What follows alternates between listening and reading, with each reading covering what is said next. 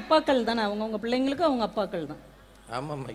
அந்த உடனே அவர் சொல்றாரு, அப்பாவுக்கு பட்டன் சரியா மாட்ட தெரியாது, சட்டை போட தெரியாது, வேட்டி கட்ட தெரியாது, தலை சீவ தெரியாது, பாக்கெட்ல 3 சீப்பு வச்சிருக்காரு. 3 சீப்பா 3 சீட்டா? 3 சீப்பு. சரி சரி. சீவிக்கிட்டே இருக்காரு அப்பா. அவர் சட்டையை பார்த்தீங்களா, அப்பாவுடைய சட்டை.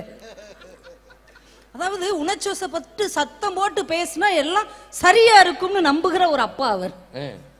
உங்க அப்பா உங்களை அடிச்சதுல தப்பே கிடையாது. அது மாடு அடிக்கிற கம்ப வச்சு அவர் பொருத்தமா செஞ்சிருக்கிறாரு. அவங்க அப்பாவுக்கு தெரிஞ்சிருக்கு தான் பிள்ளை என்னன்னு அவருக்கு தானங்க தெரியும். இதுல நம்ம 7th பேபி வேற வந்துட்டு அப்படின்ட்டு கொலவெறியா பேசி. சார் ஒரு விஷயம் யோசிச்சு பாருங்களேன், அப்பா வேகமா வந்து அதட்டுறாங்க. உடனே இந்த பிள்ளைங்க என்ன பண்ணு தெரியுமா, ஓடி போய் அம்மாவுடைய முந்தானைக்கு பின்னாடி ஒளியும். முந்தானை சேலை கட்டி இருந்தா அம்மாவுடைய முந்தானை என்னங்க அவ்வளவு பெரிய இரும்பு திரையா? இல்ல இல்ல. ஆனால் எந்த ஒரு ஆபத்து வந்தாலும் என்னை பாதுகாக்க கூடியது என்னுடைய அம்மாதான் என்பது குழந்தைகளுக்கு அந்த சின்ன பருவத்திலேயே தெரிஞ்சிருக்குங்க. எங்கே பாதுகாப்பும் அரவணைப்பும் கிடைக்கிறதோ அங்கேதான் வளர்ச்சியும் முன்னேற்றமும் கிடைக்கும். ஒரு கருணாநிதி சார் வந்துகிட்டு, பிள்ளை என்ன படிக்கணும் எங்களுக்கு தெரியாது, நாங்கள் பிள்ளைகளின் வளர்ச்சியை பற்றியே சிந்திப்போம். ஆமா, அவன் பிகாம் படிச்சுக்கிட்டு இருப்பான், நீங்க என் பிள்ளை நான் டாக்டருக்கு படிக்க வைக்க அப்படிம்பீங்க. ஏதாவது அர்த்தம் இருக்கா சார்? பிள்ளை என்ன படிக்கனே தெரியாத ஒரு அப்பா எப்படிங்க பிள்ளைங்களின் வெற்றிக்கு துணையாக இருக்க முடியும்? சொல்லணுங்கிறதுக்காக என்னத்தையாவது சொல்றது. ஆனா வீட்டுல பாருங்களேன், உண்மையிலே அப்பாவுக்கு எதுவுமே தெரியாது, அவர் வேலை மட்டும்தான் அவருடைய கவனம்.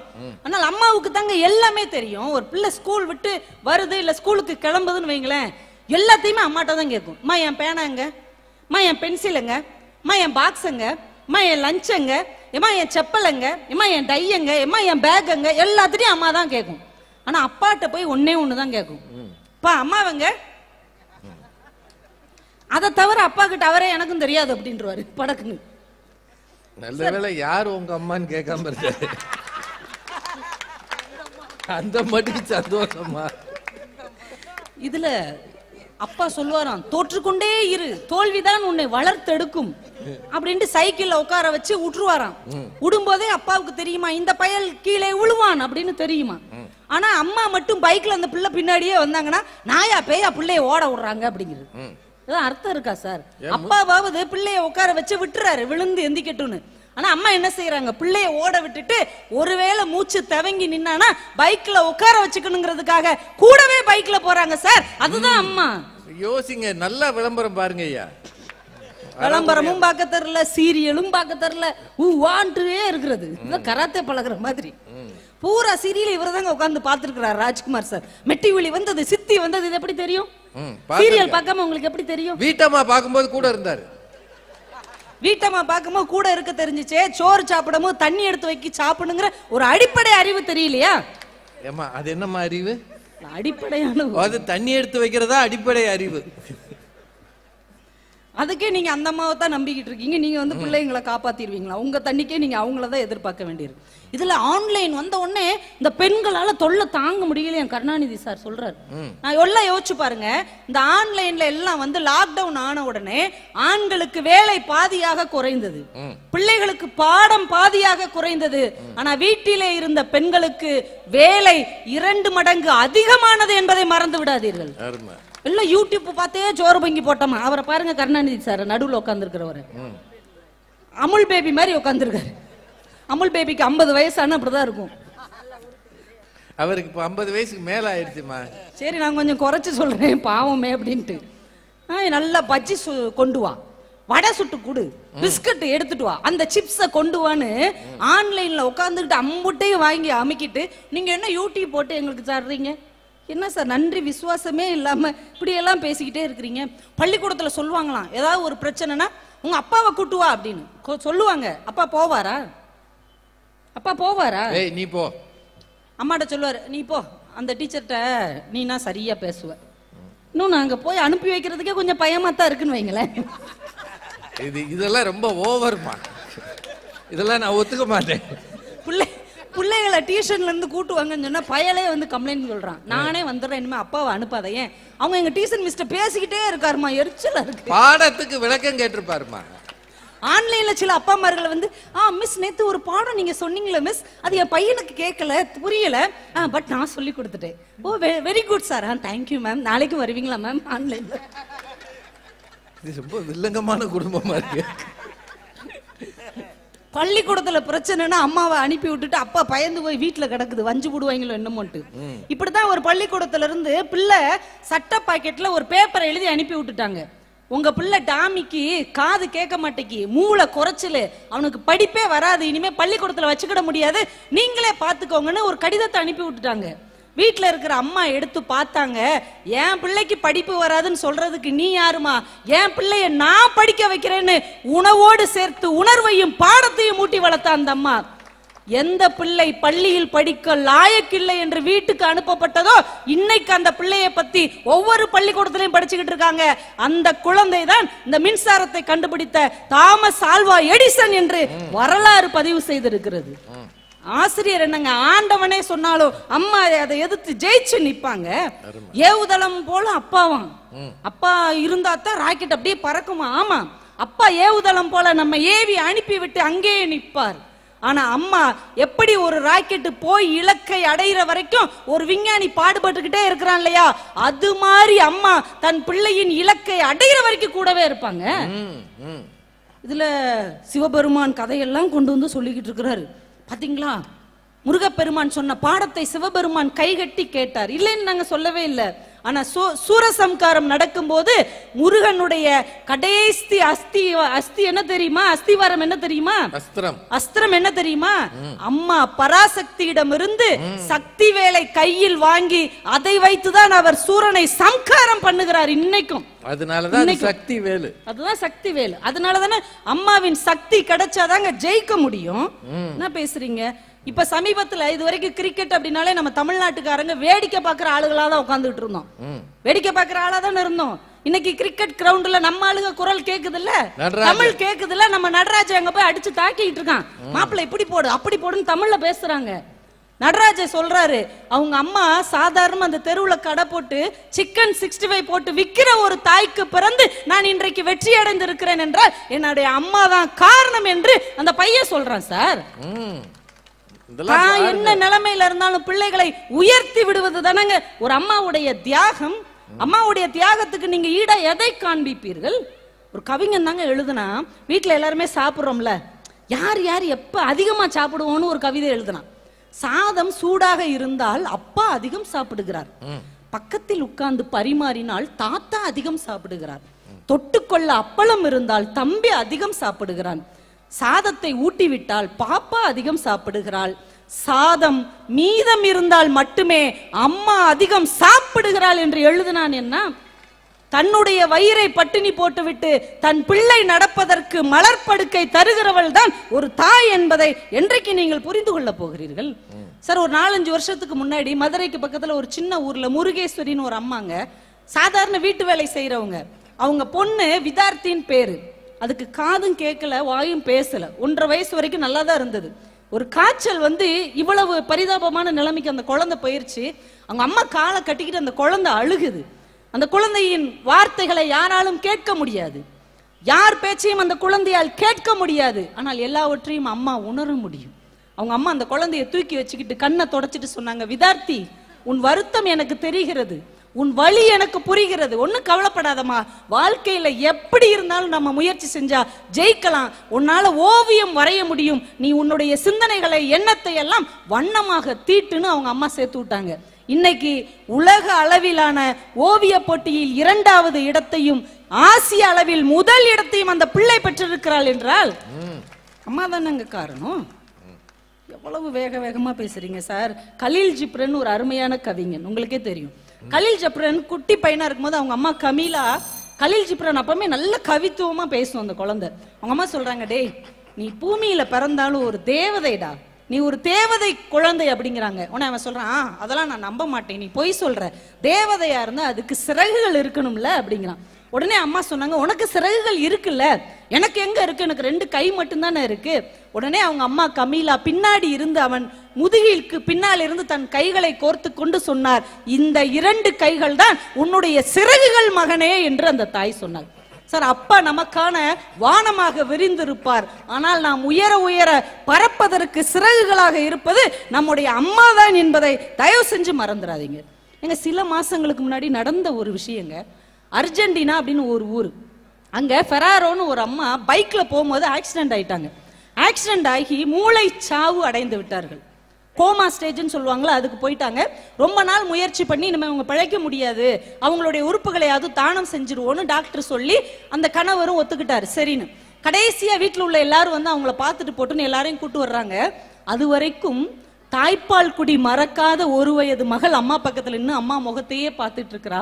ரொம்ப நாள் ஆஸ்பத்திரியிலே அம்மா இருக்காங்க. நமக்கு பால் கூட கொடுக்கலையே, நம்ம கிட்ட பேசலையே, நமக்கு முத்தம் கொடுக்கலையேன்னு அவங்க அம்மாவையே பார்த்துட்டு அந்த குழந்தைக்கு அழுகழுகையா வந்துருச்சு. அம்மா பசிக்குதுமா, அம்மா பசிக்குதுமான்னு அந்த மூளைச்சாவு அடைந்த அம்மாவுக்கு முன்னாடி அழுதா. ஒரு மிகப்பெரிய மருத்துவ அதிசயம் என்ன நடந்தது தெரியுமா? கோமா ஸ்டேஜ்ல கடந்த அம்மா படக்குன்னு எழுந்து அந்த குழந்தைக்கு தாய்ப்பால் கொடுத்து விட்டு மறுபடியும் நினைவை இழந்தாள். சார், உசுரோட இருக்கிற வரைக்கும் தாங்க அப்பாவோ யாரா இருந்தாலும் எந்த உறவா இருந்தாலும் நமக்கு உதவி செய்ய முடியும். ஆனால் தானே இல்லாமல் போனாலும் தன் பிள்ளைகளை வாழ வைப்பது ஒரு அம்மாவாக மட்டும்தாங்க இருக்க முடியும். ஏன்னா நம்ம பிறக்கிறதுக்காகவே அவ செத்தவங்க, நம்ம பிறப்பதற்காகவே இறப்பு வரை சென்றவள் அவள். ஒரு ஆணின் உடலில் இருந்து உயிர் பிரிகிறது என்றால் அதற்கு சவம் என்று பெயர். ஆனால் ஒரு பெண்ணின் உடலில் இருந்து உயிர் பிரிந்தால் அதற்கு பிரசவம் என்று பெயர். நடுவர் அவர்களே, அவங்க சொன்னாங்க மெழுகுவர்த்தி தான் அப்பா என்று. நாங்கள் ஒத்துக்கொள்கிறோம், நமக்காக உருகுகிற மெழுகுவர்த்தி தான் அப்பா. ஆனால் அதிலே எரிகிற சுடர் போல காற்றிலும் புயலிலும் மழையிலும் தன்னை வளர்த்து கொண்டு தன் பிள்ளைக்காகவே ஒளிர்கிற சுடர் நம் அம்மாதான் என்று சொல்லி வாய்ப்புக்கு நன்றி கூறி விடைபெறுகிறேன். நன்றி, வணக்கம். அருமை. பெரியவர்களே, திருமதி கவிதா ஜவஹர் அவர்கள் அதே மெழுகுவர்த்தியை கொண்டு வந்து அவங்க பேச்சை நிறைவு செய்தார்கள். அவர்களுக்கு இங்க இருக்கிற எல்லார் சார்பாகவும் வாழ்த்துக்களும் பாராட்டுகளும். முதல்ல உங்களை பாராட்டணும், அடுத்து விழாக்குழுவை பாராட்டணும். 28 வருஷமா ஒரு இடத்துல திருக்கோயில் வளாகத்துக்காக அந்த விழா எடுக்கிற இந்த இளைஞர் நற்பணி மன்றத்துக்கு வாழ்த்துகள். 28 வருஷம்ன்றது ரொம்ப நீண்ட வருடம், ரொம்ப நீளமான ஒரு காலம். இதை அவங்க முறையா செய்யறாங்க, அவங்களுக்கு வாழ்த்துகள். அப்புறம் நீண்ட நேரமா காத்திருக்கிறீங்க நீங்க. இது கொஞ்சம் ஒரு நல்ல பேச்சு தானாலும் தொடர்ந்து கேட்கறது ஒரு சிரமம் தான். அதுவும் 10 மணிக்கு மேல ஆச்சு, இருந்தாலும் இருந்து கேட்கறீங்க. உங்களது பெருந்தன்மைக்கு வாழ்த்துகள். நான் ஒரு 10:30 மணி வரைக்கும் பேசலாமா? 10:30 மணி வரைக்கும், ஏன்னா நான் இப்பவே சொல்லிடுறேன், 10:30 10:35 முடிச்சிருவேன். நீங்க அதுக்காக அப்பா இது இன்னும் போகும் போல நினைச்சிடாதீங்க. நேரம்ன்றது கொஞ்சம் தேவைதான் நமக்கு, எல்லாமே இப்ப நேரம் தான். நான் 1991 மேடைக்கு வரும்போது 4 மணி நேரம் பட்டிமன்றம்ன்றதால கேட்டுக்கிட்டு இருந்தாங்க ஒரு காலத்துல. ஆனா இப்பெல்லாம் அந்த தொலைக்காட்சிகளும் சோசியல் மீடியான்னு கையில ஒண்ணு வந்துருச்சு பாருங்க. அதுல உடனே ஒன்னு எடுத்து பாக்குறான், ஓ கிரிக்கெட்ல விளையாடுறாங்களா, படம் தெரியுது. அந்த காலத்துல எதுவும் கிடையாது, இன்னைக்கு எல்லாரும் கைக்கு வந்தாச்சு. இந்த நேரத்துல நீங்க இவ்வளவு நேரம் இருந்து அந்த கடைசி வரைக்கும் இருக்கிற உங்க எல்லாருக்கும் எங்கள் அத்தனை பேரின் சார்பாகவும் எங்களது நன்றியை தெரிவித்துக் கொள்கிறேன். பேசிய 6 அறிஞர்களுக்கு நன்றி. கொஞ்சம் கோபமாலாம் பேசினாங்க, அப்படிதான் பேசணும். மேடையில் வந்துட்டு ஆண்களாக இருந்தாலும் பரவாயில்லை, அம்மாவாக இருந்தாலும் பரவாயில்லை, அப்படி பேசணும்னா நீங்க அப்பா இருந்தாலும் என்ன தூங்கி விழுகிறான்னு போயிடுவீங்க. அதுல நிறைவாக பேசிய அந்த கவிதா ஜவஹர் அப்படி சொன்னாங்க பாருங்க, இறந்து போகிற அந்த உடலுக்கு சவம் என்று பெயர். ஆனால் பிரசவம் என்றால் இறப்பை தொட்டுவிட்டு திரும்புகிறவள் தாய். ஒரு உயிரை தன் உடலில் இருந்து பிரித்தெடுப்பதற்காக தான் இறப்பை தொட்டுவிட்டு திரும்புகிறாள்னு சொன்னாங்கல்ல, இந்த ஒரு வரிக்கே அவங்கள எவ்வளவும் பாராட்டலாம். ரொம்ப அழகா சொன்னாங்க. அப்போ அம்மா தான் ரொம்ப முக்கியம்னு தோணுது இல்ல? நான் பிறந்ததே தொப்புள் கொடின்னு ஒரு அம்மா சொல்லிருச்சு. அப்பப்போ இந்த தொப்புள் கொடி ரொம்ப வித்தியாசமானதுங்க. உங்க எல்லாருக்கும் சில விஷயங்கள் சொல்றேன். வயிற்றை சுத்தி தொப்புளை சுத்தி இருக்கிற இடம் ரொம்ப முக்கியமானது. வர்மம் தெரிந்தவர்கள் இந்த தொப்புள்ள கை வச்சு இந்த புள்ளிகளை அழுத்துவாங்க. வர்மக்கலைன்னு ஒன்று இருக்கு, அது தெரிஞ்சவங்களுக்கு. கேரளால இருக்கு, தமிழ்நாட்டிலே இருக்கு. உடம்புல இருக்கிற சில வகையான வியாதிகள் போகுவதற்கு இந்த தொப்புள்ள வரல வச்சு அந்த வர்மா பண்றவர் இப்படி நகர்த்துவார். சின்ன வயசுல குழந்தைகளுக்கு வயிறு சரியில்லைன்னா தொப்புல சுத்தி எண்ணெய் தடவுவாங்க. இப்பெல்லாம் அந்த எண்ணெய் தேய்த்து குடிப்பது என்பதே இந்தியாவில் இல்லாமல் போச்சு. அது இந்த வெப்ப நாட்டுக்கு வேணும். மைக்கு திடீர்னு மேலே போயிடுச்சு, இங்க இருக்கணும். இங்க நல்லா வந்தது. அதே மானிட்டர், மானிட்டர் இருந்தா தான் எனக்கு நான் பேசுறது கொஞ்சம் கம்மி பண்ணுங்க. எண்ணெய் தேய்ச்சி இல்ல எண்ணெய் தேய்ச்சி குடிக்கிற பழக்கம் இருக்கிறவங்க அதை தொடருங்க, நல்லது. தொப்புளை சுத்தி எண்ணெய் தடவணும். என்னடா இவ ஏதோ சித்த மருத்துவம் பண்றானா நினைக்காதீங்க. திரும்பவும் சொல்றேன், சில வகை விஷயங்களை நீங்க தெரிஞ்சுக்கணும்.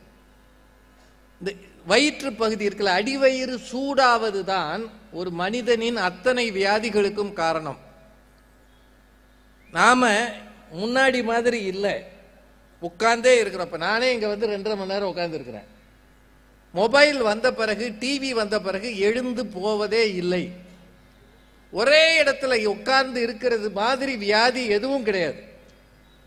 நடந்து கொண்டே இருப்பவர்களுக்கு வாழ்நாள் நீளும்ன்றாங்க. உட்கார உட்கார இந்த அடிவயிற்று பகுதி சூடாகும். அதனால தொப்புளை சுத்தி தேங்காய் எண்ணெயோ நல்லெண்ணெயோ விளக்கு எண்ணெயோ தடவணும். விளக்கு எண்ணெய்னா ஆமணக்கு எண்ணெய். இதெல்லாம் செய்ய வேண்டிய விஷயங்கள். ஆனா அது பிசு பிசுன்னு ஒட்டும். நம்ம பயலுக்கு போடுற உடைகளுக்கு அதெல்லாம் கேவலமா தெரியும். பா, தலையிலே எண்ணெய் தேய்க்கிறதுல ஒரு பயலும், ஆம்பளை பயலும் தேய்க்கிறதுல பொம்பளை பிள்ளைங்க தேய்க்கிறதே இல்லை. அப்படின்னுது அது பறக்குது அப்படியே. அதுவும் 2 வீலர் ஓட்டுற பொண்ணுங்க எண்ணெய் தேய்ச்சி நான் பார்த்ததே இல்லை. அந்த பொண்ணு பாலக்கோடுல போச்சுன்னா அது தலைமுடி தர்மபுரியில வருது. அப்படி வண்டியில பறக்குதுங்க, வடு ஃபாஸ்டா. இந்த தொப்புள் இருக்கிற இடம் இருக்குல்ல, அதுதான் தாயோடு இருக்கிற தொடர்பு. எனக்கும் அவனுக்கும் தொப்புள் கொடி உறவுனா இவ்வளவு முக்கியமான இடம் இல்ல இது. அந்த இடத்தை உனக்கு தந்தவள் தாய், அவள் தானே உன் வளர்ச்சிக்கு காரணம்னு இவங்க 3 பேர் சொன்னதுல உண்மை இருக்கா இல்லையா? ஏங்க, நான் கேட்கறதுக்கு நீங்க தான் கை தட்டணும் அல்லது பதில் சொல்லணும். இது உண்மை இல்லைன்னா பேசாம இருங்க, முடிக்கிறோம்னா இன்னும் பேசாம இருங்க. ஐயா முடியா சாமி வெள்ளனே போவோம்னா நாங்களும் ஊருக்கு போனோம். அதனால நீங்க அவ்வப்போது உங்க கருத்துக்களை தெரிவிச்சாதான் தெரியும். அப்படின்னா தாயின்னு முடிச்சிடலாமா? தகப்பனுக்கு 3 பேர் கண்ணீர் விட்டாங்களே, ஒரு ஆள் முழுக்கை சட்டையை போட்ட 7வது பேபி. சார், அப்பான்றது ரொம்ப அழகா இந்த அடியில சொன்னாங்க. அப்பா அப்படின்றது ஒவ்வொரு சின்ன பயலுக்கும் அவர் தாங்க ஹீரோ. இது இன்னைக்கு சின்ன வயசுல எங்க அப்பா பெரிய ஆள் தெரியுமா பேசுவாங்க. இப்பெல்லாம் அது தெரியல எனக்கு. எங்க அப்பா யார் தெரியுமா? எம்ஜிஆர். எம்ஜிஆர் எங்க அப்பா அதை விட பெரிய ஆள்ரா, நாங்கெல்லாம் பேசியிருக்கோம். உடனே அவங்க உங்க அப்பா போடா நம்பியாடுறா. அவன் உடனே உங்க அப்பா தான் நம்பியாரு, எங்க அப்பா எம்ஜிஆர். இப்படியெல்லாம் நாங்க சண்டை போட்டிருக்கோம். அதாவது அது எம்ஜிஆர் நம்பியார் இல்ல, ஹீரோ யாரு வில்லன் யாரு, இப்படிதான். ஒவ்வொரு பிள்ளைக்கும் அப்பா தான் முதல் ஹீரோ. முதல் ஹீரோ அப்பா தான். என்ன கேட்டாலும் வாங்கி கொடுப்பாரு, கொடுக்கவும் செய்வாரு, வாங்கி கொடுக்கவும் செய்வார். ஓங்கி ஒரு அறை விடுவாரு. நான்லாம் செமடி வாங்கியிருக்கேன். அவங்க அப்பா வண்டி ஓட்டுற பரம்பு. எங்க அப்பா புளியங்கம்பு அடிப்பாரு. அவர் வாத்தியார். எங்க அப்பாவும் வாத்தியார் தான், எலிமெண்டரி ஸ்கூல் வாத்தியார். பள்ளிக்கூடத்தில் எவனையும் அடிக்க முடியலன்னா எங்களை போட்டு வெளுத்துடுவார். அந்த காலத்துல அடிக்கிறது சாதாரணம். எங்க அப்பா கடுமையா அடிப்பார். இன்னும் சொல்ல போனா நான் பிகாம் செகண்ட் இயர் படிக்கிற வரைக்கும் அவர்கிட்ட அடி வாங்கியிருக்கேன். அமெரிக்கன் கல்லூரியில பிகாம் செகண்ட் இயர் 1978. ஆமா, அது வரைக்கும் நான் அடி வாங்கியிருக்கேன். 18-19 வயசு வரைக்குமே அடி வாங்கியிருக்கேன். எதுக்கு அடிப்பாருன்னே தெரியாது. அதுதான் விஷயம். ஏதாவது ஒண்ணு தப்பு பண்ணிருக்கணும்ல. எங்க காலத்துல எல்லாம் 6:30 மணிக்கு சாப்பிட்டுருவோம். எங்க வீட்டுல எலக்ட்ரிசிட்டி கிடையாது. இப்ப நீங்க சொன்னா எல்லாரும் சிரிப்பீங்க. நான் கல்லூரி படிக்கிற வரைக்கும் நான் மெழுகுவத்தியில தான் படித்தேன். அதனால இவங்க மெழுகுவத்தின்னு சொல்லும் போதெல்லாம் எனக்கு அந்த ஞாபகம் வரும். மெழுகுவத்தி வச்சு 3 மெழுகுவத்தி வச்சு படிக்கணும். எலக்ட்ரிசிட்டி வரல. 77 78 தான் எலக்ட்ரிசிட்டி வந்தது. நாங்க 6:30 மணிக்கு சாப்பிட்டுட்டு 7 7:30 தூங்கிடுவோம். ஆனா காலையில 5 மணிக்கு எழுப்பி விட்டுருவாங்க. இன்னைக்கு அந்த வாழ்க்கையை எங்க வீட்டுல எவன்ட்டையாவது நான் சொல்ல முடியுமா? சொன்னா நீ லூசா, நீ 7:30 மணிக்கு தூங்குறதா? 7:30க்கு தூங்குறது 5 மணிக்கு எந்திரிக்கிறதா? நானும் ஐயப்பன் கோயிலுக்கா மாலை போட்டிருக்கேன்ற அவன். ஏண்டானா அங்கதான் 5 மணிக்கு எந்திரிச்சு குளிச்சுட்டு ரெடி ஆகணும், பூஜை பண்ணணும். 5 மணிக்கு ஒய் ஷுட் ஐ, இங்கிலீஷ்ல why should I, up to 11 o'clock நெட்ஃபிளிக்ஸ்ல படம் பார்ப்பேன்றான். நெட்ஃபிளிக்ஸ், அமேசான் பிரைம் நிறைய வச்சிருக்காங்க. அப்போ எங்க காலத்துல 7:30 மணிக்கு படுத்தவனை சில சமயம் எங்க அப்பா லேட்டா வந்தாருன்னா படுத்துட்டோம்னா ஒரு எத்து விடுவாரு. எதுக்கு? அன்னைக்கு கோட்டாவை முடிக்கணும்ல. இவன் ஏன் சீக்கிரம் தூங்குனா? அவர் இவனை அடிக்கல. அன்னைக்கு அவருக்கு எங்கேயோ வெளியில பிரச்சனை, வீட்டுக்குள்ள நுழைஞ்சு நான் தான் வீட்டிலேயே பெரிய ஆளு, முதலா படுத்திருப்பேன். போற போக்குல ஒரு எத்து விடுவாரு. என்னடா உனக்கு தூக்கம்னாரு. நீங்க தான் நேற்று சீக்கிரமே தூங்க சொன்னீங்க, இன்னைக்கு 8 மணிக்கு ஏன்டா தூங்குறேன்னு அடிக்க. எதுவும் கேட்க முடியாது. ஞாபகம் வச்சுக்கோங்க, அப்பெல்லாம் பேசவே முடியாது. எதிர்த்து பேச ஆளே கிடையாது. எதிர்த்து பேசவே முடியாது. யாருமே பேச முடியாது. அந்த கை இந்த உடம்புல படாத இடம் இல்லை. ஆனா அந்த அப்பா இல்லைன்ற வலி எனக்கு எப்பவுமே உண்டு. பெரிய கூட்டங்கள்ல இந்த ஜனங்களை நான் இப்படி பார்ப்பேன். அது ஆள் யாரு என்ன செய்யறா, உட்காந்துருக்காங்களா, சிரிக்கிறாங்களா, இல்ல தூங்குறாங்களா, இல்ல போன் பேசுறாங்களா, இல்ல பட்டிமன்றம் பிடிக்குதா பிடிக்கலையான்னு ஒரு அப்படியே ஒரு பார்வை பார்ப்பேன். அது பார்க்கும் போதெல்லாம் சின்னதா கவனிப்பேன், எங்க அப்பா முகத்துல யாராவது உட்காந்துருக்காங்களான்னு. எனக்கு அது ஒரு பெரிய வருத்தம் உண்டு. அவர் முகத்துல அவர் மாதிரி சாயல்ல யாராவது இருக்காங்களா அப்படின்னு. அது இல்லாத போதுதான் அந்த வலி தெரியும்ன்றது ரொம்ப உண்மையா. எந்த நேரமும் பிள்ளைகள் மீது கவனம் செலுத்துகிறவன் தகப்பன். அவனுக்கு அவன் என்ன படிக்கிறான்னு தெரியாது, அவன் யாருன்னு கூட தெரியாது. ஆனா அவன் தப்பு பண்ணான்னா முதல்ல கண்டுபிடிக்கிறது அப்பாவா தான் இருக்கும். முதல்ல கடைசியா ஒத்துக்கிறது அம்மாவா இருக்கும். என்ன அவன் மகன் எங்கேயோ அந்த ஒரு மாதிரி நிக்கிறான், அவன் கூட நிக்கிறவன் மூஞ்ச பார்த்தாலே சரியில்லை, பார் சொல்லிக்கிற அவங்கிட்ட வேற மாதிரி ஆயிடும். யாரு? அப்பா மகனை பத்தி அம்மாட்ட சொல்லுவாரு, கொன்னே விடுவேன். அவன் திருச்சல் சரியில்லை, ஒரு லைனா திரிகிறான். அவன் கூட சேர்ந்தவன் திருட்டு முழிக்கிறான். 2 பேரும் என்னமோ பண்றாங்க. விட்டுருவேனா நானு? இன்னொரு முறை அவனோட இவனை பார்த்தேன், பார்த்துக்க சொல்லிரு. அந்த அம்மா சொல்லும், அவன் பச்சை மண்ணு. யாரு? அவன் முடி மட்டும் இங்க இருந்து 1.5 அடிக்கு வச்சிருக்கான். இப்படின்னு திரும்பினானா இந்த பக்கம் போயிட்டு இந்த பக்கம் வருது. இந்த அம்மா சொல்லுது, பச்சை மண்ணு, அடிச்சுட்டு கூப்பிட்டாலும் வருவான். உனக்கு அவன் பிறந்த நாள்ல இருந்தே அவனை பிடிக்கல. இப்ப இந்த அம்மா இந்த 20 வருஷ கணக்கு சொல்லும், அவனை கண்டாலே நீயே ஆகாதுன்ற. முதல்ல கண்டுபிடிக்கிறது தகப்பன், கடைசி வரைக்கும் அவன் தப்பு பண்ணுவான்னு ஒத்துக்காதது தாய். இது உண்மையா இல்லையா? இதை ஏன் நான் சொல்றேன்னா, ரொம்ப நாளைக்கு முன்னாடி ஆட்டோ சங்கர்னு ஒருத்தர் கொலை வழக்குன்னு இருக்கும், நீங்க பார்த்துருப்பீங்க. ஆட்டோ சங்கர், அது 90களில் நினைக்கிறேன், அதுக்கு முன்னாடி, ரொம்ப முன்னாடி. இந்த ஆட்டோ சங்கர் நிறைய பேரை சில இடைஞ்சல் பண்ணி விட்டு கொலை பண்ணிட்டாருன்னு கேஸ் நடந்து அவருக்கு தூக்கு தண்டனை விதிச்சாங்க. தூக்கு தண்டனை போடும் போது அவங்க அம்மா சொன்னது, என் பிள்ளை அப்பராணி, அவனுக்கு எதுவுமே தெரியாது, அவன் நல்லவன்னு அந்த அம்மா அழுததை நான் பார்த்தேன். நீதிமன்றமே தண்டித்தாலும் தாய் மட்டும் இல்லைன்னு சொல்லுவான். ஆனா அப்பா சொல்லுவார், இவன் செஞ்சிருப்பான். யார் தெரியுமா? எங்க அப்பன் புத்தி இவனுக்கு இருக்கு. அவர் அதுல ஒரு சொருகு சொல்லுவார், எங்க அப்பன் புத்தி லேசா அவனுக்கு இருக்கு. நானும் எம்புட்டோ சொல்லி பார்க்கிறேன், இந்த சண்டால பயலுக்கு அறிவே வரமாட்டேங்குது. அப்போ ஒரு பிள்ளையினுடைய ஒழுக்க குறியீடுன்றது இருக்கு இல்லையா, அது ஒழுங்கா போறதுக்கு தகப்பன் சரியாக இருந்தே ஆக வேண்டும். ஞாபகம் வச்சுக்கோங்க, ரொம்ப முக்கியமானது. அப்பா சரியில்லை, இவங்க சொல்றாங்க அப்பாவே சரியில்லை, தண்ணி அடிக்கிறாருன்னா பையன் என்ன செய்வான்?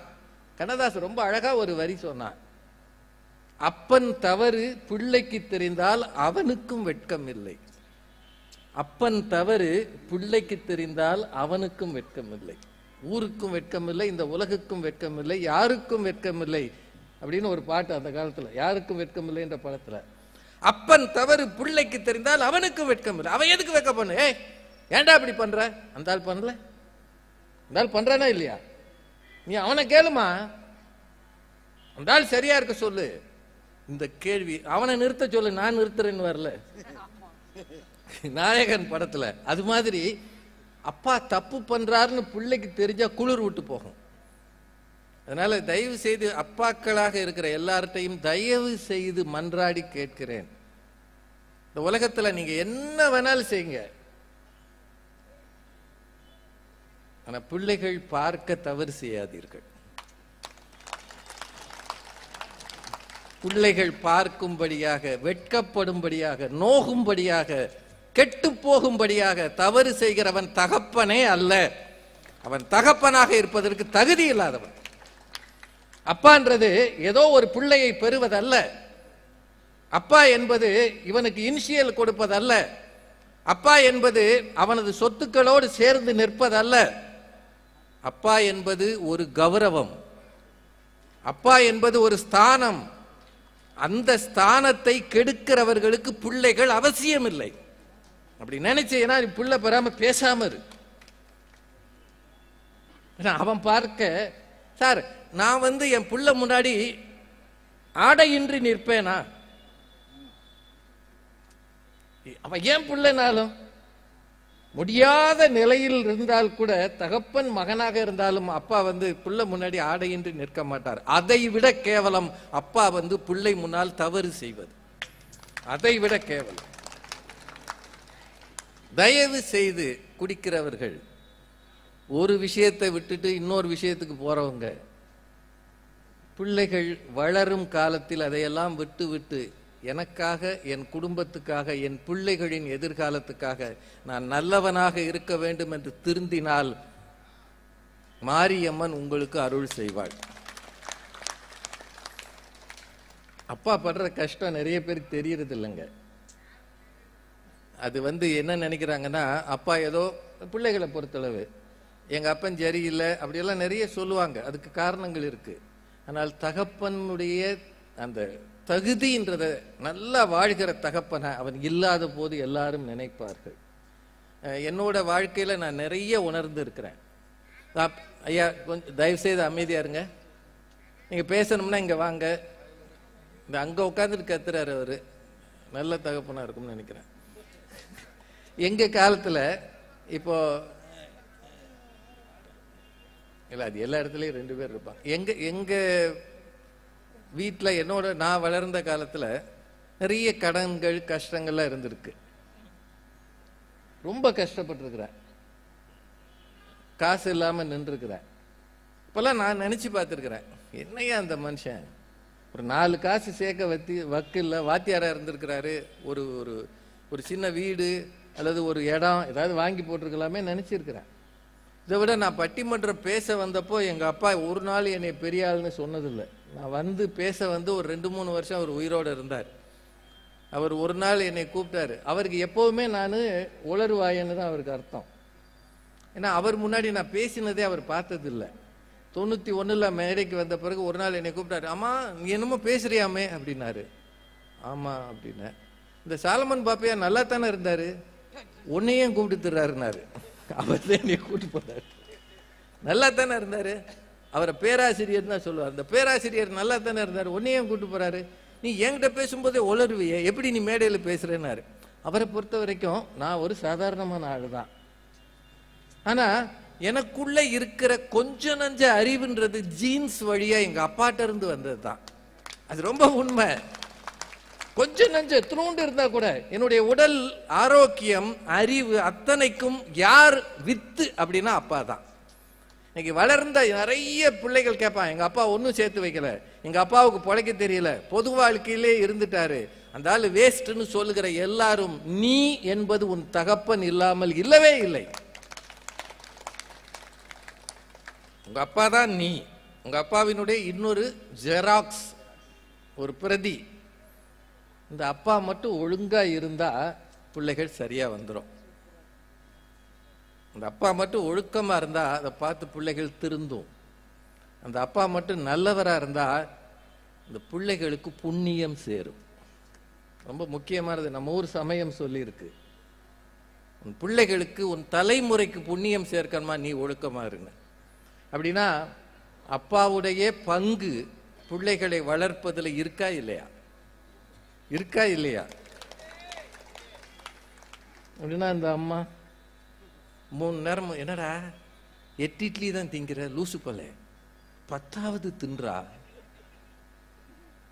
இப்பதான் நான் உடம்பை மெயின்டைன் பண்றேன்.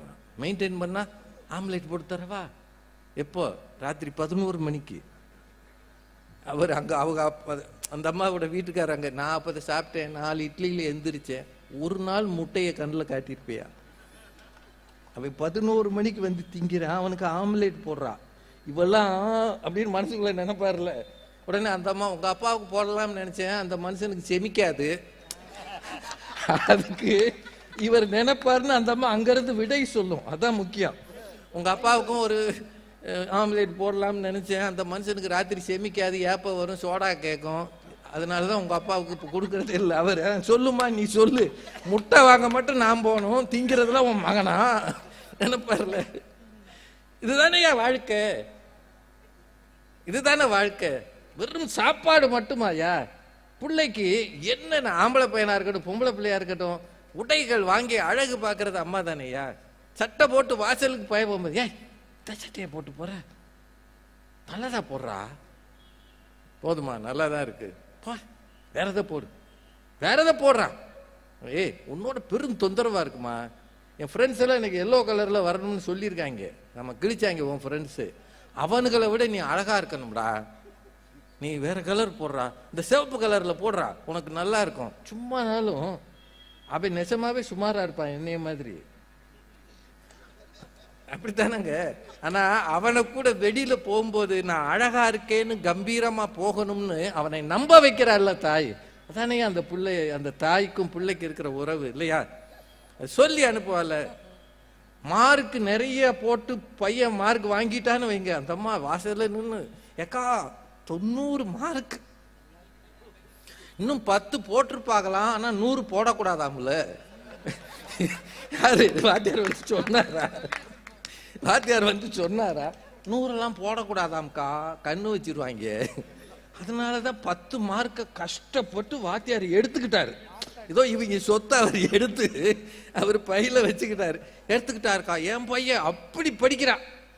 இதே இது அவன் 40 மார்க்கு கீழே வாங்கியிருக்கான்னு வைங்க, அந்த அம்மா சொல்லும், என்னம்மா உன் மகன் என்ன வாங்கியிருக்கான்னு. அந்த சண்டால போய் வாத்தியாருக்கு என் பிள்ளைன்னா ஆகவே மாட்டேங்குது.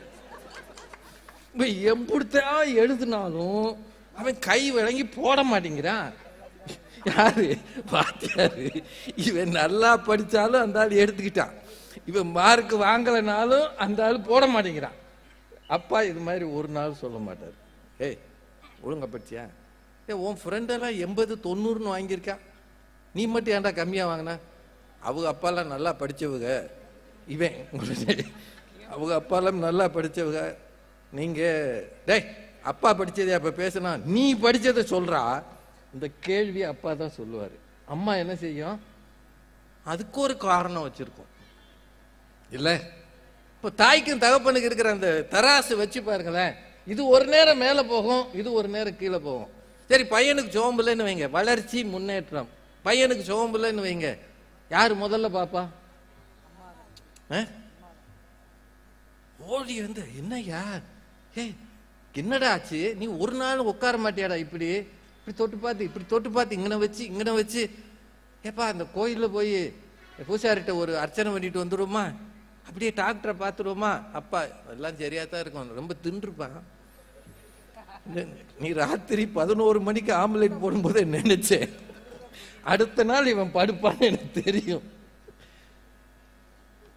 வாய மூடியா, புள்ள திங்கிறதுல கண்ணு வைக்கிற, நீ கண்ணு வச்சிருப்ப, அதான் இவன் இப்படி படுத்திருக்கான். அந்நேரமும் ஒரு காரணம். அம்மா மாதிரி பார்க்க முடியாதுயா.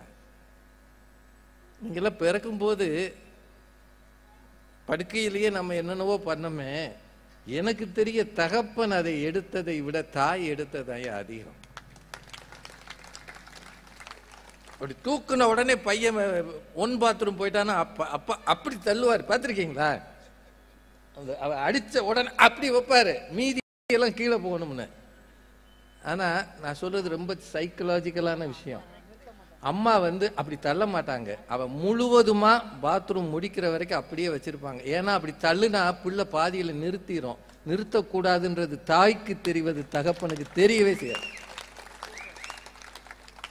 அவ்வளவு போன பிறகு சிரிப்பா, இந்த சண்டால பைய படுத்திருக்கும் போது போவானா, அவனுக்கு என்னமோ ஏன் சேலை தான் பாத்ரூமா தெரியுது அப்படின்னு இவ்வளவுக்கு புது சேலையாது ஆசைப்பட்டு வாங்கியிருப்பா. அதுல அவன் பாத்ரூம் போறது அவ்வளவு, அது தாய்க்கும் மகனுக்கும் இருக்கிற உறவியா. அவர் என்னமோ சொன்னாரு, இந்த சேலையில ஒரு வாசனை இருக்குன்னு, இந்த வாசனை இதுல வந்த வாசனை தையா, அவன் வாசனை அதுல இருக்கிறதாயா அவனுக்கு தெரியுது. ஆமையா, நீங்க மறந்துட்டீங்க அந்த வாசனைய, அவன் வாசனையா அது, அவன் தான் அதுல அடிக்கடி போயிருக்காயா. இல்லாட்டி அது எப்படியா ஞாபகம் வரும் உங்களுக்கு சொல்லுங்க? பூர்வாசிரம வாசனைன்னு சொல்றாங்கல்ல, அது மாதிரி தான்யா இது, சின்ன வயசு வாசனையா அது இருக்கும். யாது அந்த வாசனையை தான் அவ அப்படி தூக்கி பிடிச்சு தாய் சகித்து கொள்வது போல. 20 வயசுல பையன் படுத்துட்டா கூட, இரியா பரவாயில்லையா, அம்மா தானையா, நீ யார் முன்னாடியா இருக்க, அம்மா தானே, நான் பாத்துக்கிறேன். அப்பா சொல்லுவாரு, ஒரு ஆள் வச்சு ஏதாவது செய்வாள். அம்மா ஒரு நாள் சொல்ல மாட்டாயா, அவளுக்கு பிள்ளை என்பது தெய்வம் மாதிரியா. ஏன்னா அவளை அம்மா ஆக்கிய தெய்வமே அவன் தானே. அந்த தெய்வம் என்ன செய்தாலும் ஏற்றுக்கொள்வாள் தாய். அவளது ஒவ்வொரு சொல்லும் கருணை, ஒவ்வொரு செயலும் கருணை. அதனாலதான் அந்த பிள்ளைக்கும் தாய்க்கும் இருக்கிற உறவு இருக்குல்ல, அது ரொம்ப அழகானது, அலாதியானது. நாம இன்னைக்கு அவசர வேகத்துல இதெல்லாம் கண்டுக்கிறதே இல்லை. புள்ள வளர்றதை யாரும் ரசிக்கிறதே இல்லை. நான் உங்களுக்கெல்லாம் திரும்பவும் சொல்றேன், செல்ஃபி எடுத்துக்கிறது, பிள்ளையோட ஒவ்வொரு ஸ்டேஜையும் படம் எடுத்து போடுகிற பெண்களை எடுத்து வச்சுக்கோங்க. தயவு செய்து ஃபேஸ்புக்கில் வாட்ஸ்அப்பில் உங்கள் பிள்ளைகளை படம் போடாதீங்க. நான் சொன்னால் கோச்சிக்காதீங்க. உங்கள் பிள்ளைகளின் வளர்ச்சி உங்கள் கண்களுக்கு அழகாக தெரிவது போல் அடுத்தவர் கண்ணுக்கு தெரியவே செய்யாது, தெரியவே செய்யாது. முன்னாடியெல்லாம் 1 வயசு வரைக்கும் பிள்ளைய படம் எடுக்க மாட்டாங்க, 4 பேர் முன்னாடி காட்ட மாட்டாங்க. இப்ப என்ன பைத்தியம் பிடிச்சி அலையுதுங்க அந்த பிள்ளைங்க. உடனே அவனை படம் எடுத்து 50 பேருக்கு, என் பிள்ளை காலை உதைத்தது, அவனுக்கு சார் இது எல்லார் கண்ணும் ஒரு மாதிரி இருக்காதுங்க. அடுத்த நாள் இந்த பிள்ளைக்கு சோமலாம் போகும். இந்த உலகத்துல மோசமானது கண்ணேறு. எதுக்காக இது? என் பிள்ளை எவ்வளவு அழகா இருந்தா நான் தானே ரசிக்கணும், எதுக்காக ஊரெல்லாம் போடுறீங்க? உடனே இதுல இன்னும் சில நெருக்கடி இருக்கு. ஒரு பணக்கார வீட்டுல இருந்து இந்த மாதிரி போட்டானா, அவன் வளரும் போது பள்ளிக்கூடம் போகும்போது எவனாவது கடத்திட்டு போய் 50 லட்சம் கொடுன்னு கேட்கிறான். உனக்கு எதுக்கு தேவையில்லாம வேலைக்கு வாங்குறீங்க? இதை சோசியல் மீடியால இந்த படம் போடலன்னு எவன் அழுதான்? பிள்ளைகளின் வளர்ச்சியை கண்ணால் கண்டு ரசியுங்கள், படம் எடுத்து ரசிக்காதீர்கள். இது தயவாக கேட்கிறேன். எடுத்தாலும் நீங்களே வச்சுக்கோங்க, போடாதீங்க சோசியல் மீடியால. இதை விட முக்கியமானது என்னன்னா, தப்பு பண்ணுன்ற ஒரு பிள்ளை திருத்துறது யாரு? அதை மட்டும் சொல்லிட்டு அந்த பட்டிமன்றத்துக்கு நிறைவு செய்யலாம். கலவரமே பண்ணிட்டான், ஒண்ணும் இல்லை, பள்ளிக்கூடத்துல சேட்டை பண்ணிட்டான், 2 பேரை எக்கி இருக்கிருக்கான். அப்படி இல்லையா, இப்பெல்லாம் கோ எஜுகேஷன், பொம்பளை பிள்ளைகளுக்கு என்னத்தையோ ஒன்றை எழுதி கொடுத்துட்டான். இதெல்லாம் இந்த காலத்துல பண்றாங்க, பண்ணலேன்னு சொல்ல முடியாது. அப்பாவுக்கு தெரிஞ்சா எப்படி ரியாக்ட் பண்ணுவார்? உள்ள நுழைஞ்சோன்னு அப்படியே பார்ப்பாரு, அப்படி என்னடா செஞ்ச, என்ன செஞ்ச, வட இங்க. அவன் அப்படியே விரைச்சு நிற்பான். ஏன்னா இவ்வளவு சேட்டை பண்ணவன் எப்படி நிற்பான் தெரியுமா? அப்படியே நிற்பான். வாடா இங்க, அப்படியே நிற்பான், பதிலே சொல்ல மாட்டாங்க. இப்போ இருக்கிற பயிலுக இந்த கல்லூலி பொங்க மாதிரி நிற்பாங்க. வர்றியா இல்லையாடா, கடைசியில் இவர் தான் கிட்ட போவார், அவன் வரமாட்டான். டேய் நல்லா உசுரோட இருக்கன்னு நினைக்கிறே இல்லையா? பள்ளிக்கூடத்துல இருந்து எவ்வளவு கேவலமா பேசியிருக்காங்க. அந்த வாத்தியார் என்னை கூப்பிட்டு என்ன கேள்வி கேட்டா தெரியுமா? டேய் ஒழுங்கு மரியாதை அந்த வீட்டில் இருக்கிறதுனா இரு, இல்லை ஓடி போயிடு, கொன்னே விடுவேன் உன்னை. வாயில தான் இப்பெல்லாம் அடிக்கிறது ரொம்ப கம்மி. அவர் கடுமையா பேசிட்டு புசு புசு புசுன்னுவாரு. உடனே அந்த அம்மா தண்ணியை கொடுத்து கொஞ்ச நேரம் உட்காரியா, உனக்கு ஏதாவது பிரச்சனை ஆயிர போகுது. ஒரு பிரச்சனையை பார்ப்பனா, இவன் பிரச்சனையை பார்ப்பனா. ஆனா அம்மா பெரும்பாலும் நல்ல அம்மாவாக முன்னாடி போய் ஒரு சொட்டு கண்ணீர் விடுவான். ஏய் உங்க அப்பா பத்தி தெரியுமில்லடா, ஏமாடி பொழப்பு பொழைச்சிருக்காண்டா அந்த மனுஷன், 4 காசு கிடையாதுடா, நம்ம சொந்தத்துல யார் வீடு நம்மளை மதிக்கலடா, கூட பிறந்தவன்டா, ஒருவா தண்ணி கொடுக்க மாட்டான் நான் போனா. காரணம் உங்க அப்பனுக்கு தாட்டியம் இல்லடா. நாங்க 2 பேரும் எதை நம்பி வாழ்றோம் தெரியுமா? நீ படிச்சு ஏதோ ஒரு 4 எழுத்து படிச்சு ஒரு பெரிய பதவிக்கு போனேன்னா இந்த குடும்பம் எந்திரிக்கும்னு நான் உசுர வச்சுக்கிட்டு இருக்கேன்டா, அதுல மண்ணள்ளி போட்டுறாதடான்னு அவன் காலை பிடிச்சி அழுதானா கல் நெஞ்சம் உள்ள பிள்ளையும் கொஞ்சமாவது மனசு மாறும். அப்பாவினுடைய முரட்டுத்தனத்தை விட தாயினுடைய கனிவும் கண்ணீரும் இந்த உலகத்துல மிகப்பெரிய ஆயுதம் எது? பிள்ளைகளை திருத்துவதற்குனா தாயின் கண்ணீர், 2வது தாயின் பிரார்த்தனை. மகாத்மா காந்தி எழுதுவாரு, என்னுடைய தாயின் பிரார்த்தனையும் வாழ்க்கையில் அவள் கடைபிடித்த நெறிகளும் தான் நல்லவனாக வாழ்வதற்கு என்னை வழிகாட்டியது.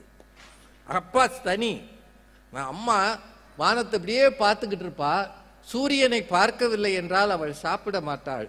சில நாட்களில் அவளுக்காக நாங்களும் வானத்தை பார்த்து கொண்டே அலைவோம், எங்கள் கண்ணுக்கும் மேகமூட்டத்தில் சூரியன் தெரியாது. அந்த நாளில் அவள் பட்டினி அல்ல விரதம் அனுஷ்டிப்பாள். ஒரு தாயின் விரதம் பிரார்த்தனை பிள்ளையை சாதாரண மோகன்தாஸிலிருந்து மகாத்மாவாகவே உயர்த்தி இருக்கிறது என்றால், நீங்கள் நினைத்தால் உங்கள் பிள்ளைகளின் உயரத்தை தீர்மானிக்கலாம் உங்கள் பிரார்த்தனையின் மூலமாக. அது தாயின் பிரார்த்தனை தான் தனியானது. அப்பா வேண்டிக்குவார், ஒரு உலகத்துக்காக வேண்டிக்குவார், நாடு நல்லா இருக்கணும், அது சரியா இருக்கணும், இது சரியா இருக்கணும். ஆனா அம்மா தான் குடும்பத்தை சுவாசிக்கிறாள், நேசிக்கிறாள். பிள்ளைகளின் ஒவ்வொரு அங்குல உடல் வளர்ச்சியிலும் மன வளர்ச்சியிலும் அவன் அறிவாற்றலில் அதிகம் உதவாவிட்டாலும் தவறாக போகிற பிள்ளையை வழிநடத்தி இறுக்கி பிடித்து அன்பால் அரவணைத்து தோல்வியடைந்து வருகிற பிள்ளையை மீண்டும் துவழ விடாமல் பாதுகாத்து, அது எந்த தோல்வியாக இருந்தாலும் அந்த இடத்திலே தாய் மடி மட்டும்தான் பிள்ளையை சரி செய்கிறது, நெறிப்படுத்துகிறது என்று எனக்கு தோன்றுகிறது. அப்பாவின் அன்பு, அப்பாவின் அறிவு, அப்பாவின் வழிகாட்டுதல் இது எல்லாம் தேவைதான். ஆனால் அம்மாவின் பாசம், அம்மாவின் நேசம், அம்மாவின் அரவணைப்பு, அதுதான் எனக்கு என்னவோ பிள்ளைகளுக்கு மிக மிக தேவையாக இருக்கிறது. இன்னைக்கு இருக்கிற தாய்மார்களுக்கு ஒரே ஒரு வேண்டுகோள், நீங்கள் அதிகம் ஃபேஸ்புக்கில் சோசியல் மீடியாவில் நேரத்தை செலவழிக்காதீங்க. அப்பாக்களுக்கு சொன்ன மாதிரி அம்மாக்களுக்கு சொல்லணும். நிறைய குடும்பங்கள் நடுத்தருவுக்கு வருவதற்கு அப்பா குடிப்பது மட்டும் காரணம் அல்ல, தாய்மார் ஃபேஸ்புக்கிலும் வாட்ஸ்அப்பிலும் இருப்பதும் காரணம், மறந்துடாதீங்க. நான் இதுக்கு மேல இதை சொல்ல முடியாது. நீங்க ஃபேஸ்புக்ல போடுற ஒரு போஸ்டை பார்த்து எங்கேயோ இருக்கிற ஒரு நாய் நீங்க அழகா இருக்கீங்கன்னு சொல்லுது. ஒருவேளை உங்க வீட்டில் இருக்கிற கணவனுக்கு அதை சொல்ல நேரம் இருக்காம இருக்கலாம், அல்லது அவர் கண்ணுக்கு நம்ம அழகா தெரியாம இருக்கலாம். நான் இதனால கெட்டு போவது என்ன தெரியுமா? குடும்பங்கள், உங்க பிள்ளைகள். 40 வயசுக்கு மேல நீ அழகா இருந்தானே இல்லாம போனா என்ன கெட்டு போச்சு? ஆனா உன் பிள்ளை வளர வேண்டிய வாழ வேண்டிய வயசுல ஒரு பிள்ளையை கெடுக்கிற மாதிரி தாயும் தந்தையும் வாழவே கூடாது. கொஞ்சம் தயவு செய்து பொறுப்பை உணர்ந்து கொள்ளுங்கள். இது பிள்ளைகளின் வளர்ச்சியை பற்றி பேச வந்த இடத்துல தாய்க்கும் தந்தைக்கும் ஏதோ சொல்ல வேண்டிய நெருக்கடி இன்றைக்கு இருக்கிறது. தினசரி டிவியில பேப்பரை பார்த்தீங்கன்னா நிறைய தேவையற்ற செய்திகள் வருது. வீட்டில் கல்லை தூக்கி போட்டான், கழுத்தறுத்தான், இது எல்லாத்துக்கும் பின்னணினா சோசியல் மீடியா தான். அது இல்லாத காலத்தில் இது இல்லையான்னு கேட்காதீங்க, இப்போ பெருகி இருக்கிறது. ஒரு வீட்டில் ஒரு பொண்ணு 3 சிம் கார்டு வச்சு பேசியிருக்கு. 3 சிம் கார்டு ஒரு பொண்ணுக்கு எதுக்கு? இதெல்லாம் நான் பார்த்து உண்மையை சொல்றேன். படம் எடுத்து போட்ட உடனே அவன் அங்கங்க இதுக்குன்னே காத்திருப்பாங்க. உடனே ஃபோன் பண்ணுவான், ஹாய் யூ லுக் மீன் பியூட்டிஃபுல்னுவான். தான் ஓ மூஞ்சி கண்ணாடியில் பார்த்தா திரும்பல. அவன் என்ன சொல்றது? நம்மை விட நம் சந்ததியினர் நல்லா இருக்கணும்னு நினைக்கிற அத்தனை தாய்மார்களும் இந்த விஷயத்துல கவனமா இருங்க. டிவியில பாக்குறதையாவது பாருங்க, சோசியல் மீடியால ஆக்டிவா அதிகம் இருக்காதீங்க. அதை விட வாழக்கூடிய உங்கள் பிள்ளைகள் முக்கியமானது. என்னுடைய இந்த நிமிட சந்தோஷத்தை விட என் பிள்ளையின் எதிர்காலம் முக்கியமானது என்று நினைக்கிற தாய்மார்கள் தான் குடும்பத்துக்கு ஏற்ற தாய்மார்கள். தயவு செய்து இதை நினைவில் வச்சுக்கோங்க. தகப்பனுக்கும் பங்கு இருக்கிறது, தாய்க்கும் பங்கு இருக்கிறது. ஆனால் எனக்கு என்னவோ நம்முடைய பாரம்பரியத்தை, நம்முடைய தொன்மத்தை, நம்முடைய பண்பாட்டை பார்க்கும்போது பிள்ளையை வளர்ப்பதில் பெரும் பொறுப்பு, அக்கறை அம்மாவுக்கே தாய்க்கே என்று சொல்லி இவ்வளவு அழகாக இதை ஏற்பாடு செய்த அத்தனை பேருக்கும் நன்றி சொல்லி, இருந்து கேட்ட உங்களுக்கும் நன்றி சொல்லி, தாயே என்று சொல்லி வணங்கி விடைபெறுகிறேன். நன்றி, வணக்கம். எங்களுடைய மதிப்பிற்குரிய ஐயா ரொம்ப சிறப்பாக பேசினார்கள். அவங்க பேசின பேச்சில எல்லாம் நாங்க குற்றம் கண்டுபிடிக்க முடியாது. ஆனா கருத்து சொல்லலாம் இல்லையா? நல்லா சொல்லலாம். அவர் சொன்னாரு, ரெண்டு ஒண்ணுதான்.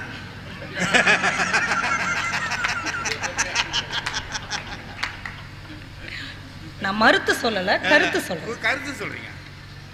அவர் சொன்னாரு, கவி சக்கரவர்த்தி கம்பன் அப்படிங்கிறதா நம்ம சொல்றோம், கதை சக்கரவர்த்தின்னு நம்ம சொல்லல அப்படின்னு ஐயா சொன்னாங்க. இப்ப என்னுடைய கேள்வி என்னன்னாங்க ஐயா, இந்த பட்டிமன்றத்தின் தலைப்பு கவி சக்கரவர்த்தி என்ற பெயர் கம்பனுக்கு கிடைப்பதற்கு காரணம் காகுத்தன் கதையா கம்பன் கவியா அப்படின்னு கேட்கல. அப்படி கேட்கல. ராமகாதையின் பேருக்கும் புகழுக்கும் பெரிதும் காரணம் காகுத்தன் கதையா கம்பன் கவியா? இப்ப நீங்க கவி சக்கரவர்த்திங்கிற பேருன்னு நீங்க சொல்லி இருந்தீங்கன்னா நாங்க எல்லாருமே அந்த பக்கம் வந்திருப்போம்.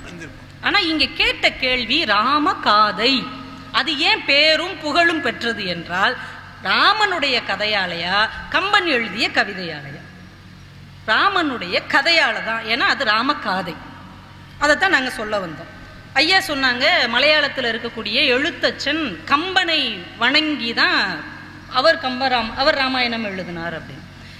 எந்த கம்பனை வணங்கினார்? ராமாயணம் எழுதிய கம்பனை வணங்கினாரா, இல்ல எங்க ஐயா சொன்ன மாதிரி ஏர் எழுவது, சிலை எழுவது, சடகோபன் அந்தாதி, சரஸ்வதி அந்தாதி எழுதுன கம்பனை வணங்கினார்? ராமாயணம் எழுதிய கம்பனைத்தானே வணங்கினார். அப்ப ராமன் கதை பாடியதால் தான் கம்பனுக்கே பெருமை கிடைத்தது. அதனால்தான் மலையாளத்தில் இருக்கிற எழுத்தாளர் கம்பனை வணங்கினார். இது என்னுடைய பணிவான கருத்து. நான் எப்பவுமே பணிவாதாங்கய்யா பேசுறேன். நான் எப்பயுமே பணிவாதாங்க பேசுறேன். ஆனாலும் இவ்வளவு பணிவு உதவாதுமா. காளிதாசன் ரகுவம்சம் எழுத தொடங்கும் போது ஒரு ஸ்டேட்மெண்ட் கொடுக்கிறாரு. ராமன் சீதையை இவ்வளவு கொடுமையாக ஏசிய பிறகும் ராமனை தலைவனாக கொண்டு ஏன் நான் இதை எழுதுறேன்னா, அந்த வம்சத்துல ராமனை விட சிறந்தவர் யாரும் இல்லை, அதனாலதான் நான் எழுதுனேன் காளிதாசன் சொல்றார். இப்ப மகாகவி கம்பனும் ஏன் இதை எடுத்துக்கிட்டார்னா, ராமன் அப்படிங்கிற ஒரு உயர்ந்த பொருளை இந்த உலகத்துக்கு கொடுக்கணும் அப்படிங்கிறதுக்காகத்தான் இவ்வளவு பாடல்களை அவர் எழுதுறார். ஐயா சொன்ன எல்லாமே எடுத்துக்கோங்களேன். ராமன் பேர் ஈந்தார் வசிட்டர், அனுமன்ட்ட ராமன் பேசிய விஷயம், ராமன் சீதையிட்ட போய் அனுமன் சீதையிட்ட போய் ராமநாமத்தை சொன்னது, திரும்ப சீதையை பத்தி ராமன் கிட்ட வந்து சொன்னது, இது எல்லாத்துக்கும் மைய பொருள் யாரு? ராமன். அப்ப ராமனை பற்றி பேசும்போதுதான் கவி சக்கரவர்த்தி கம்பனுடைய பாடல் அவ்வளவு அழகாக ஓங்கி உயர்ந்திருக்கிறது என்பதை எங்கள் ஐயா அவர்களே பேசிவிட்டு போய்விட்டார். எங்க கட்சிக்கு தான் அவங்களும் வந்துட்டாங்க. இப்ப நம்ம காரைக்குடி சொன்ன உடனே எல்லார் மனசுல என்ன நினைப்பாங்க தெரியுமாயா? இப்ப திருவாரூர்னு சொன்ன உடனே தேர்ன்னு சொல்லுவாங்க. ராஜபாளையம் என் ஊர், ராஜபாளையம் சொன்ன உடனே உங்களுக்கு என்ன தோணும் அப்படிங்கிறது எனக்கு தெரியும். காரைக்குடின்னு சொன்ன உடனே நம்ம மக்கள் மனசுல தோன்றது என்ன? அந்த உயரமான அழகான கட்டிடங்கள், காலத்தால அழியாத தமிழனின் அடையாளமாக இருக்கக்கூடிய அந்த கட்டடம் தான் காரைக்குடியின் சிறப்பு. இப்ப இந்த கட்டடம் இப்படி ஓங்கி உயர்ந்து இருக்கிறதுக்கு காரணம் அந்த கட்டடமா இல்ல அடியில இருக்கிற அஸ்திவாரமா? அஸ்திவாரம் தான். அஸ்திவாரம் தான் ராமன் கதை. நான் அதான் சொல்லணும்னு எதிர்பார்க்குறீங்க நீங்க. ஒரு ஓவியர், மிகச்சிறந்த ஓவியர் ஒரு ஓவியத்தை வரைகிறான்னு வைங்களேன், எடுத்த உடனே வரைஞ்சிட மாட்டார். அதுக்கு முன்னாடி பென்சில் வச்சு ஒரு ஸ்கெட்ச் மாதிரி போடுவார், ஒரு ஆர்ட் வரைவார். ஏன்னா ஏதாவது தவறுகள் இருந்தா முதலே திருத்திடலாம். ஓவியம் வரைஞ்ச பிறகு திருத்த முடியாது. அதை ரொம்ப சிறப்பா போட்டதுக்கு அப்புறம் தான் அவர் ஓவியமா அதை வரைவார். அப்படி ஒரு பென்சில் டிராயிங் தான் ராமனுடைய கதை. அதை வைத்துக் கொண்டுதான் கம்பன் இவ்வளவு பெரிய காப்பியத்தை ஒரு ஓவியமாக தீட்டி நமக்கு தந்திருக்கிறார்.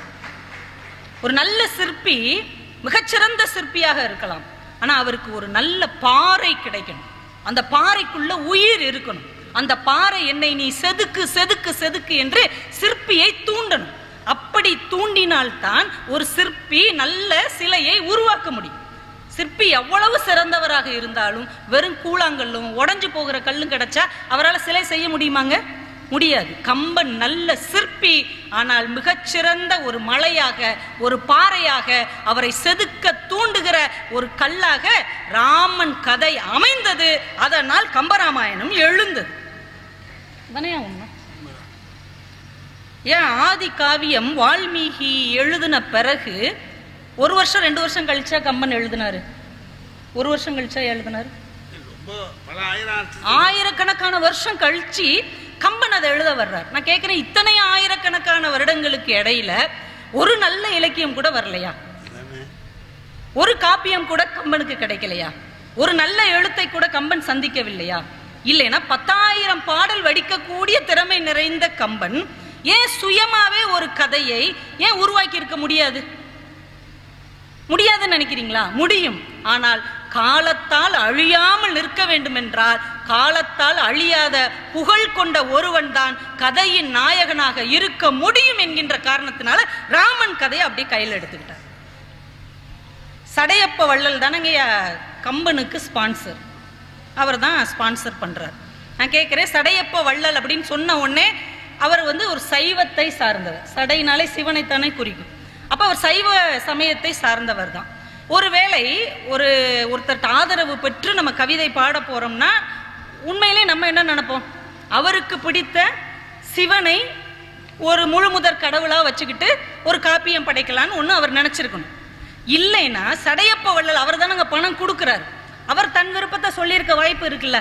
இப்ப நீ சிவனை அடிப்படையா வச்சு ஒரு காப்பியம் படைன்னு அவரு சொல்லியிருக்கலாம். ஆனாலும் இந்த 2 பேருடைய சிந்தனையையும் தாண்டி கம்பன் தன்னுடைய விருப்பம் என்ன அப்படின்னா, ராமனுடைய கதையைத்தான் நான் எழுதுவேன், ஆசை பற்றி அறையலுற்றேன் என்று அவரே ஒரு ஸ்டேட்மெண்ட் கொடுக்கிறார். சார், ஒவ்வொரு படைப்பாளிக்கும் தன்னுடைய படைப்பின் மேல ஒரு கர்வம் இருக்கும், தன் படைப்பின் மேல ஒரு கம்பீரம் இருக்கும்.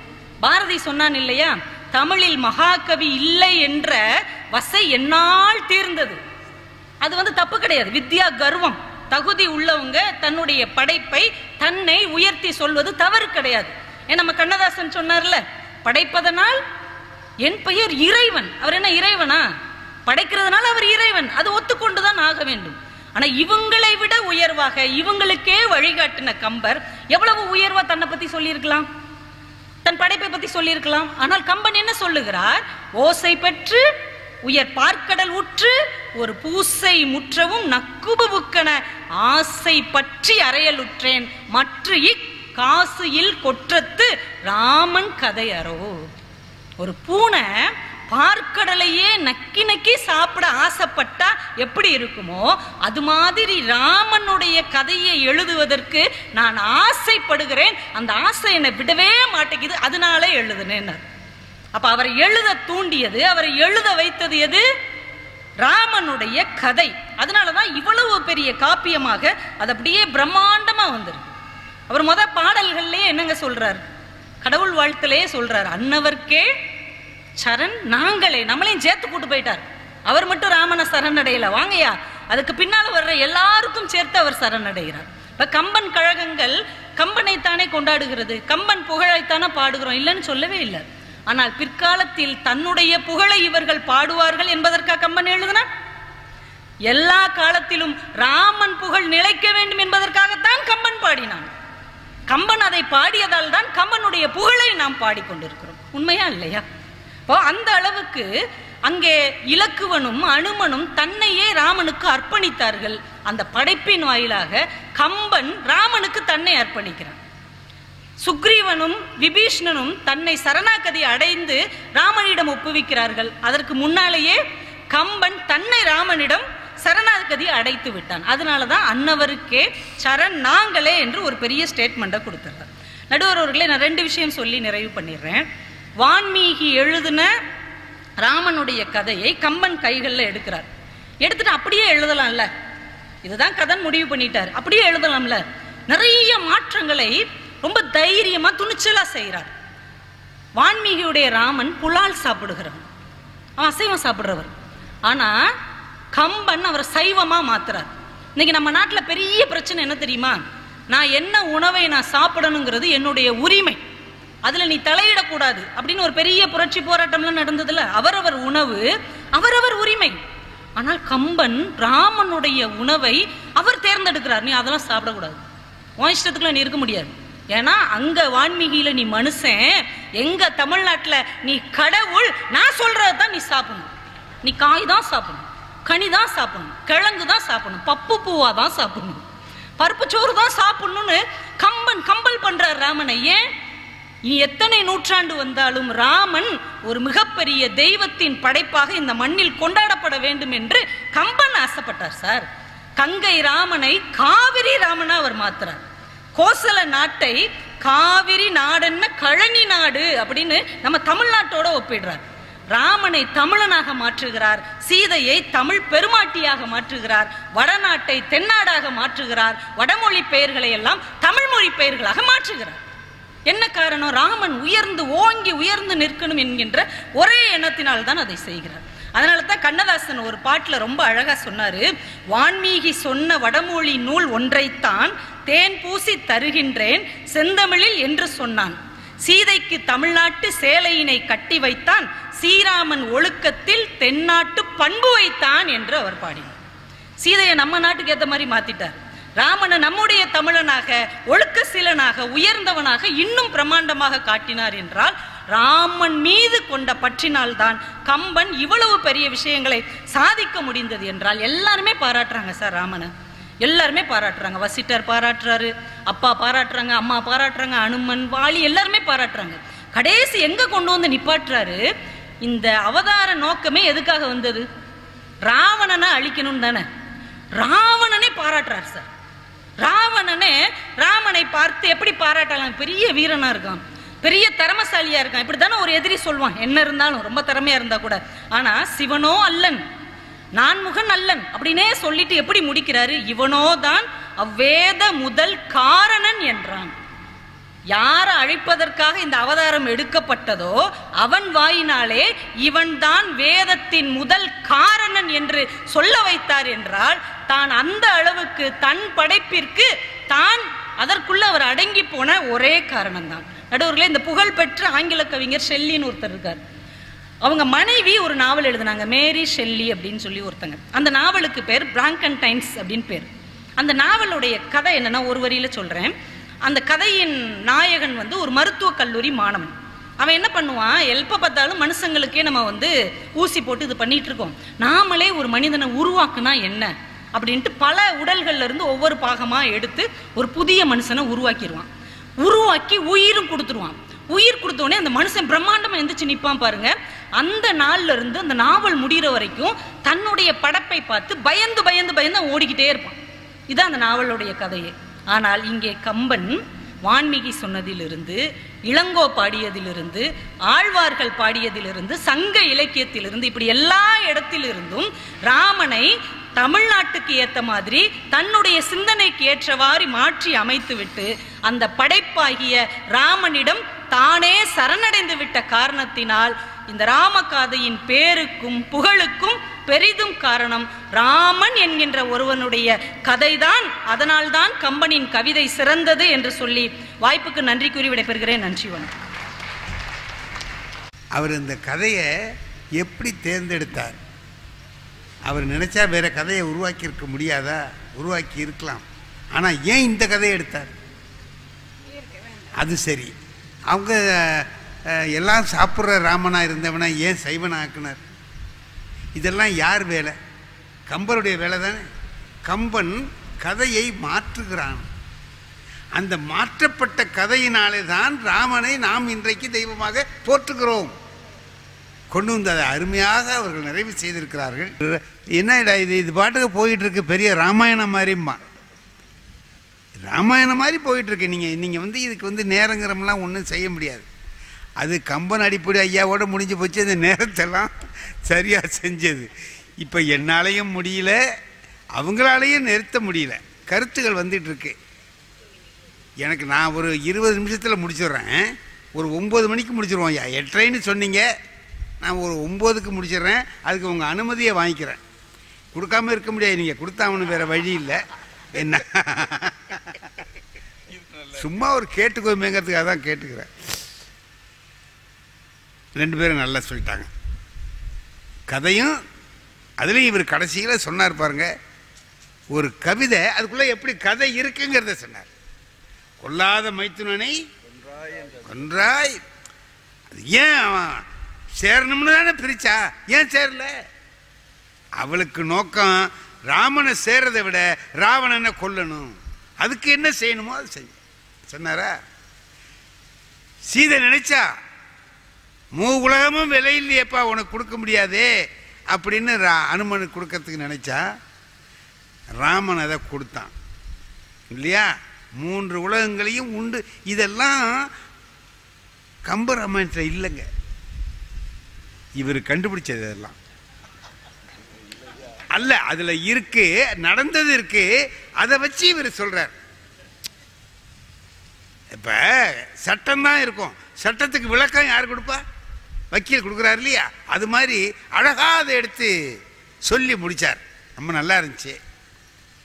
இவங்க கவிதையுடைய அழகழகா சொன்னாங்க. இப்ப நமக்கு நோக்கம் இந்த கதையா கவிதையான்னு தெரிஞ்சுக்கிட்டு தான் வீட்டுக்கு போனா தான் தூக்கம் வரும். இல்லை, ரெண்டும் தெரியணும். நமக்கு அதான் முக்கியம். கதையும் தெரியணும், கவிதையும் தெரியணும்.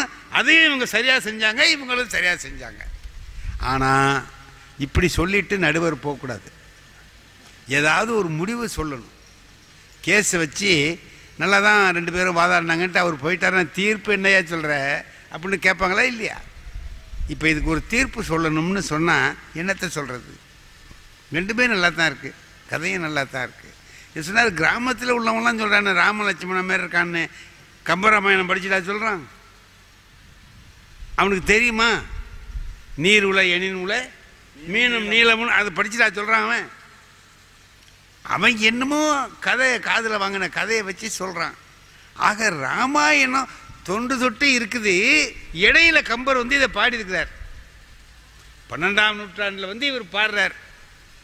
சரி, அதுக்கு முந்தைய கதை இருக்கு.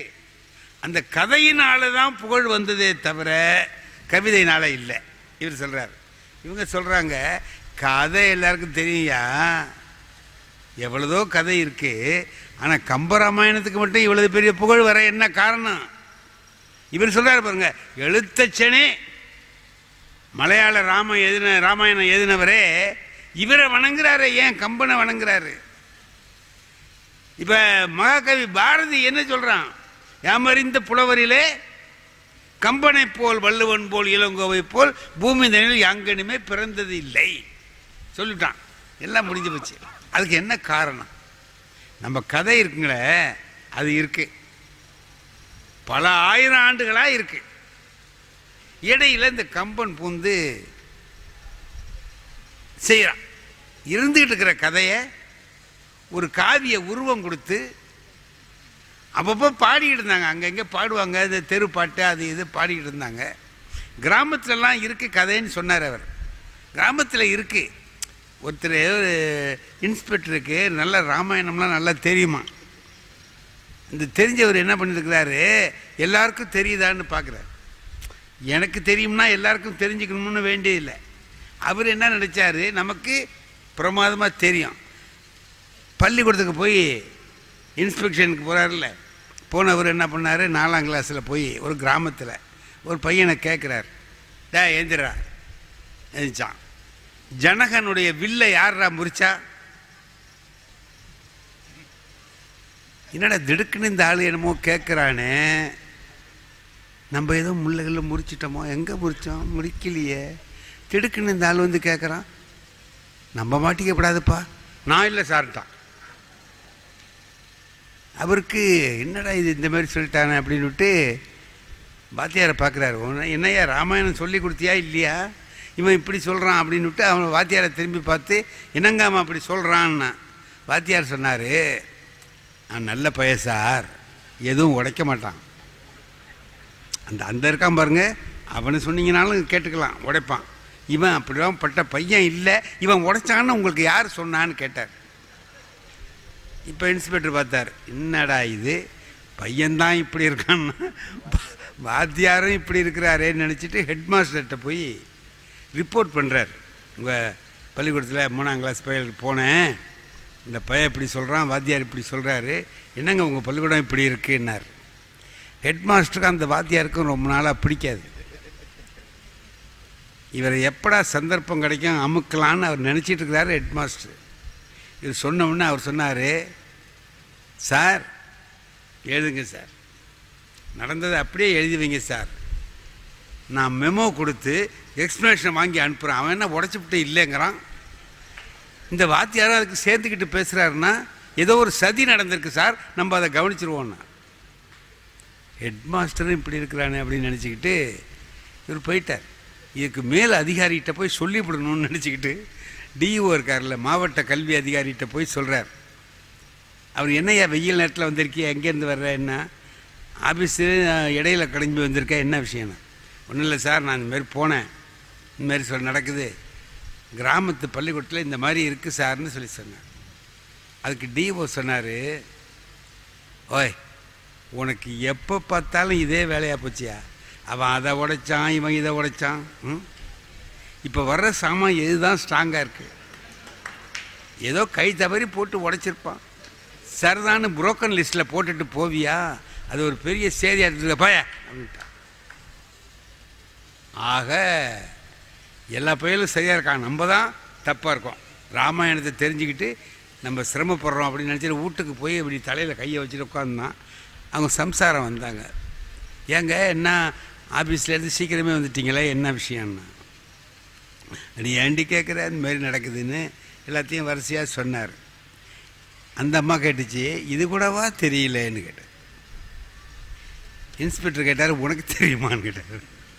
என்னங்க இது தெரியாதா, நம்ம பக்கீர்சாமி செட்டியார் தானே உடைச்சாருன்ட்டார். இப்போ யாரா பக்கீர்சாமி செட்டியார் எங்கடா ராமாயணத்தில் வந்தாருன்னு பார்த்துட்டு விசாரிச்சா அந்த ஊரில் ட்ராமா போட்டிருக்கானுவோ, அதில் ராமனா நடித்தவர் பக்கீர்சாமி செட்டியார்.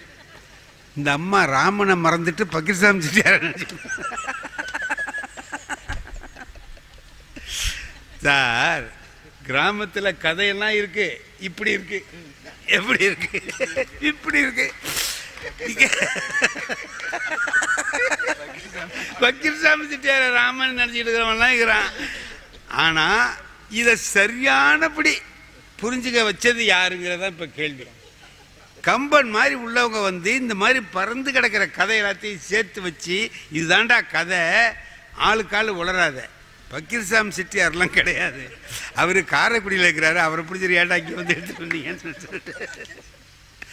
சொல்லிட்டா. இப்போ ராமாயணத்தில் என்ன பண்ணுறார் கம்பர், நான் ஒரு 2 இடம் சொல்கிறேன், 2 இடம் சொல்லிட்டு நிறுத்திக்கிறேன். ராவணன் தோத்து போயிட்டான், நிராயுத பாணியா நிற்கிறான் முதல் நாள் போரில்.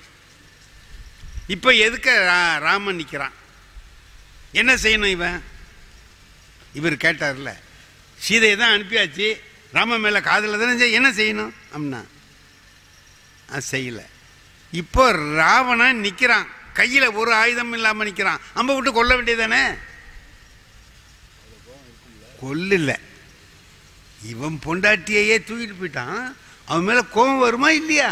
வரணுமா இல்லையா? அவர் என்ன செஞ்சார்னு சொல்றார் கம்பர். இந்த இடத்துல தான் ராமன் எப்படிப்பட்டவங்கிறத காட்டுறார் இல்லையா? காட்டுறதுக்கு உள்ள இடம் கவிதையை அழகுபட சொல்லுகிறார். ஆளையா உனக்கு அமைந்தன யாவும் மாறுதம் அறைந்த பூளை ஆயின கண்டனை போர்க்கு நீ இன்று போய் நாளை வா என நல்கினான் நாகு இளங்கமுகின் வாழை தாவுரு கோசல நாடுடை வள்ளல். இதான் பாட்டு.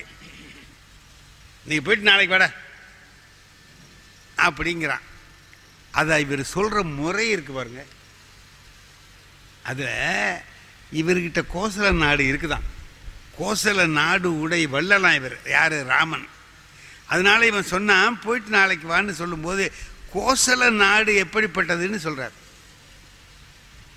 கோசல நாடு எப்படிப்பட்டதுங்கிறத ஒரு வரியில சொல்றார்.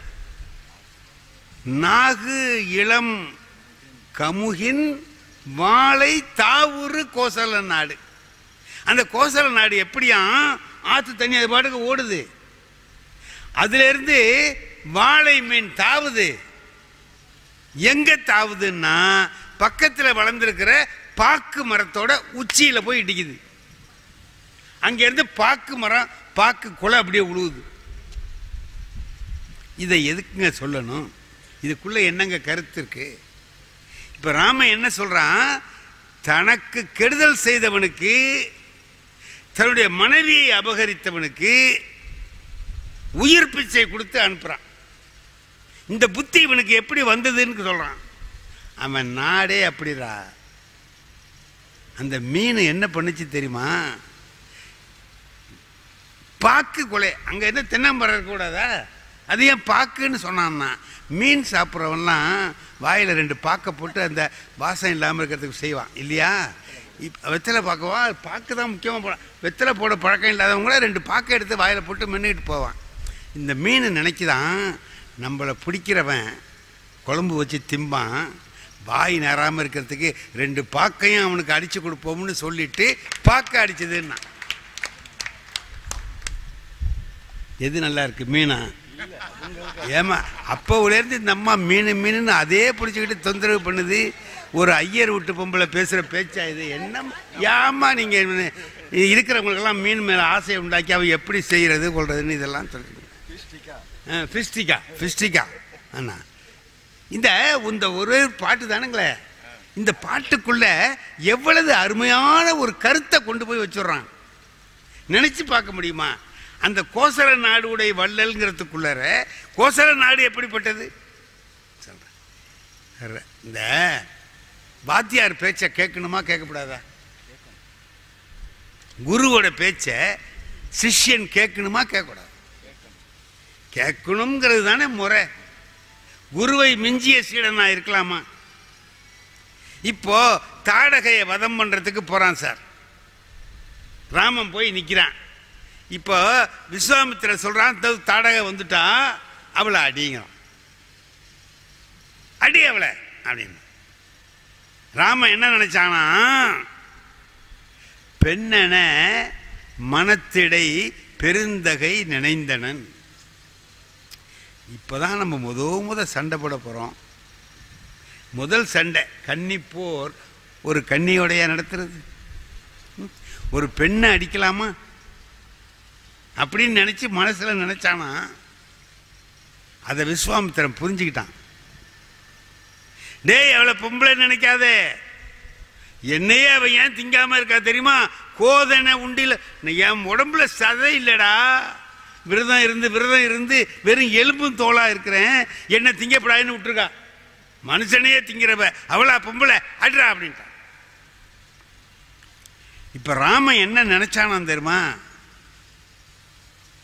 இவர் சொல்றது தர்மம் இல்லாத செயல், அறம் இல்லாததை இந்த ஆள் செய்ய சொல்றான். ஆனாலும் குரு சொல்லுகிறார் என்பதனால் நான் இதை செய்கிறேன்னு நினைச்சு அடிச்சான். அடிச்சிட்டானா? இப்போ குரு வார்த்தையை நிறைவேற்றிட்டான். குருவுக்கு அடங்கிய சீடனாகிறான். இப்போ காட்டுக்கு போயிட்டான் ராமன். எல்லாரும் போய் அவனை கூப்பிடுறாங்க. திரும்பி வந்து ஆட்சிக்கு நீ வான்னு சொல்லி பரதன் எல்லாரும் சேர்ந்து போகிறாங்க. எல்லாரும் கூப்பிட்டாங்க. பரதன் கூப்பிட்டாங்க, வர முடியாதுட்டான்.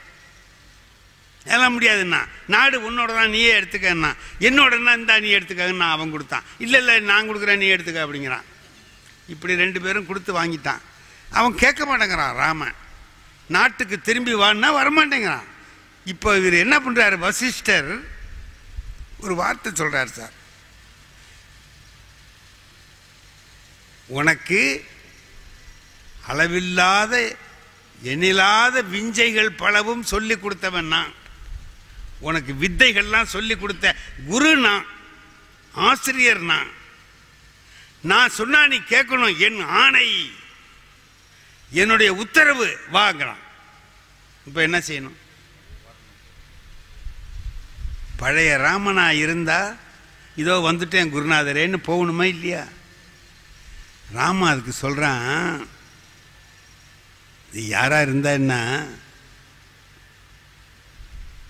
நீ சொல்றது அவன் குருநாதரா இருந்தாலும் சரி எவனா இருந்தாலும் சரி, ஒருத்தருக்கு ஒரு வார்த்தை சொல்லிவிட்டு அந்த சத்தியத்தை மீறலாமா? மீறுன்னு சொல்றிய நீ வாத்தியாரன். மலர் உலான் சிறுவ. அப்ப வார்த்தை போடும் பொழுது வாத்தியாருக்குள்ள மரியாதையை அவன் கொடுக்கல. தேர்ந்தரு மலர் உலான் சிறுவ, சின்ன பயலைங்கிற வார்த்தை போடுறான். யாருக்கு? தேர்ந்தரு மலர் உலான் சிறுவ. திருமாலுடைய உந்தி கமலத்திலே இருந்து போயிருக்கிற, அதிலே இருந்து உருவான பிரம்மாவினுடைய மகனான வசிஷ்ட முனிவனே அப்படின்னு சொல்றான். வசிஷ்டர் எவ்வளவு பெரிய ஆள், விஸ்வாமித்திரருக்கு குரு அவரு. பிரம்ம ரிஷி பட்டத்தை அவர் வாயாலே இவர் வாங்கினார்னு சொல்றான். சரி, அவரு சொன்னதையே கேட்டவன் அவருக்கு குருநாதராக இருக்கிறவர் சொல்றத மீறானே, என்ன காரணம்? அறம் அல்லாதது தான் அப்பவும் செய்ய சொன்னாம செஞ்சான்ல, இப்பவும் அறம் இல்லாததான் செய்ய சொல்றான். ஏன் இப்படி செய்யறான்னா, நான் ஒரு உதாரணம் சொல்றேன். ஒரு பெரிய பேச்சாளருங்க, அவர் பேர் வேண்டாம், யாரோ ஒருத்தர், அவர் ரொம்ப நல்லா பேசுவார்ட்டு நான் என்ன பண்ணியிருக்கேன், அவர் பேச்சை கேட்கறதுக்கு 10 மைல் 20 மைல்லாம் சைக்கிளில் போய் கேட்டிருக்கேன் அந்த காலத்தில். அதுக்கு பிறகு என்ன பண்ணுறேன், இப்போ ஒரு 4-5 வருஷத்துக்கு முந்தி அவருடைய பேச்சை கேட்டேன். நான் நினச்சேன், இவர் பேச்சை கேட்கவா அந்த அலைஞ்சோம். அவரே தான் பேசுகிறார். அப்போ எப்படி பேசினாரோ அப்படி தான் பேசுகிறார். அப்போ நான் பார்த்து வியந்தேன், இப்போ வியக்கல. இவர் பேசியா நான் கேட்டேன்னு நினைக்கிறேன்னா என்ன காரணம்னா, நான் வளர்ந்துட்டேன். அவர் அப்படியே இருக்கார். என்னால் அதை ரசிக்க இப்போ முடியல. ராமன் வளர்ந்து விட்டான். ராமன் வளர்ந்துட்டான். ஒழுக்கம் விழுப்பம் தரும்னா, அவன் ஒழுக்கமா இருந்தான் முதல்ல, அதனாலே ஒரு விழுப்பம் அவனுக்கு கிடைத்தது. விழுப்பம் கிடைத்த பிறகு வாத்தியாரா இருந்தாலும் தப்பு செய்ய சொன்னா செய்யாதே. இதையெல்லாம் எடுத்து சொல்றது கம்பன் தானே தவிர கதையில் அப்படிலாம் இல்லைங்க. கதையில் அப்படிலாம் கிடையாது. கம்பன் நீங்க அதனால தான் நம்ம ஊர்ல வச்சிருக்கிறது 83 வருஷமா வச்சிருக்கீங்களே. ஏன் ராமன் கழகம்னு வைக்கப்படாதுங்களா? ஏன் கம்பன் கழகம்னு வச்சிருக்கீங்க? கம்பனுடைய கவிதை உங்களுக்கு பிடிச்சிருக்குது, அதனால வச்சிருக்கீங்க. கம்பனுடைய கவிதை என்ன செய்யும்னு கேட்டீங்கன்னா, கதையை ஒரு கிராமத்தில் இருக்கிறவங்க, நீங்கள் சொன்ன மாதிரி கிராமத்தில் இருக்கிறவங்க கூட சொல்லுவான். நான் சொன்ன மாதிரி சொல்லிகிட்டு இருப்பான். ஆனால் அதுக்கு ஒரு கிளாசிக்கல் ரூம்னா, ஒரு தகவான ஒரு அமைப்பை உருவாக்கி தந்தது கம்பனே தவிர வேறு யாரும் இல்லை. அந்த கம்பனுடைய கவிதைகள் என்ன செய்கிறது என்று கேட்டால், நம்ம எல்லாம் பார்த்து, என்ன சார் கும்பகர்ணனை எப்படி ஆக்குறான் சார் அவன்? கும்பகர்ணன் யார்? அவன் தூங்கு மூஞ்சி பையன் நம்ம சொல்றோம். அவனை எழுப்புறதுக்கு அவன் என்ன பண்ணான்னு ஒரு பாட்டு எழுதுறான் பாருங்க. குதிரைப்படையை விடுறான் மேலே. எதாவது குதிரைப்படையை தூங்குறவன் மேலே விடுறான், அது ஏறி ஏறி இறங்குது. அதுக்கு ஒரு பாட்டு பாடுறான், கட்டுரு கவனமா ஓர் 1000 கடிதின் ஏகி மட்டர உறங்குவான்தன் மார்பிடை மாலை மான விட்டுற நடத்தி ஓட்டி விலங்கெழில் சாரி வந்தார் தட்டுரு குரங்கு போல தடந்துயில் கொள்வதான. குதிரை ஏறி இறங்குற மாதிரி பாடுறான் சார். குதிரை அப்படி டக்கு டக்கு டக்குன்னு போகுதான். எல்லாம் ஏறி இறங்கின உடனே குதிரை ஏறி இறங்கினா ஒருத்தன் அப்புறமா தூங்குவானா சார்? கம்பன் கவி என்ன சொல்லுது தெரியுமா? 3 வரியில் குதிரை போனதை சொன்னான். 4வது வரியில் கம்பன் நிற்கிறான் பாருங்க. தட்டுரு குரங்கு போல தடந்துயில் கொள்வதானான். தொடையில் அப்படி தட்டி கொடுத்தா பிள்ளைங்க எப்படி அசந்து தூங்குமோ அது மாதிரி குதிரை ஏறின உடனே நல்லா தூங்க ஆரம்பிச்சுட்டான்.